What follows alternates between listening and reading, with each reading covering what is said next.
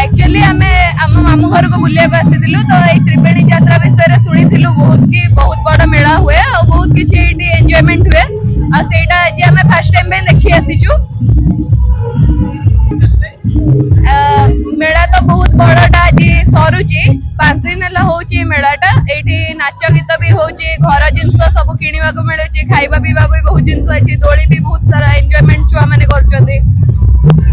घरगणा जिनस सब उपलब्ध होती पनिकी लगे सब किछि जा जा नहीं यही मेला तो आज फर्स्ट टाइम पे आसीचु शुणिकिना कि बहुत बड़ मेला बोली आसिला पर बहुत भल लगुच नहीं एबे तो जस्ट आसिक पहुंचलु से देखुलु योग अनुष्ठान गोटे से माने शो करुले से देखुलु एबे जिनस किणा किणी करके जीवु। एटा होची बनमालीपुर एटा होची त्रिवेणी महोत्सव त्रिवेणी बुड़ टाइम रे एटा पड़ी थाए आउ बहुत जिनस बिका किणा होता है समस्ते छुआ पिला समस्त को लेकिन आसी था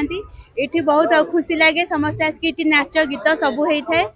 आउ गोटे दिन आज लास्ट टाइम हो लास्ट डे आउ 5 दिन है चलू थिला आउ जदि गोटे 2 दिन होता आहरी खुशी लगी था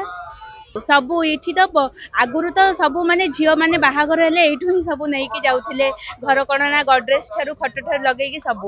कालक्रमे अनुजाई से बंद हो जाता 35 वर्ष पर यहाँ पुणी आरंभ हो 6 वर्ष है यहाँ हूँ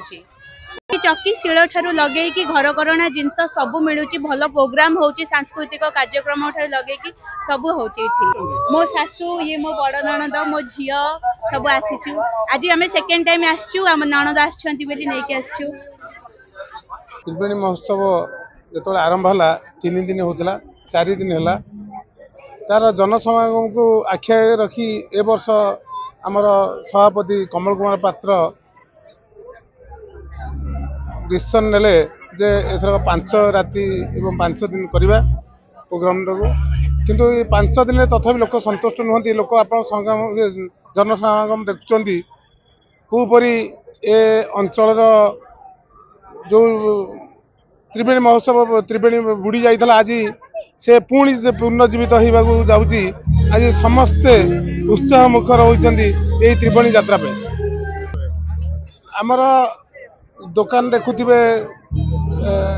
पाटेरा एवं आमर खाद्यर पसरा एवं मनोरंजन कार्यक्रम एवं आमर जो खेल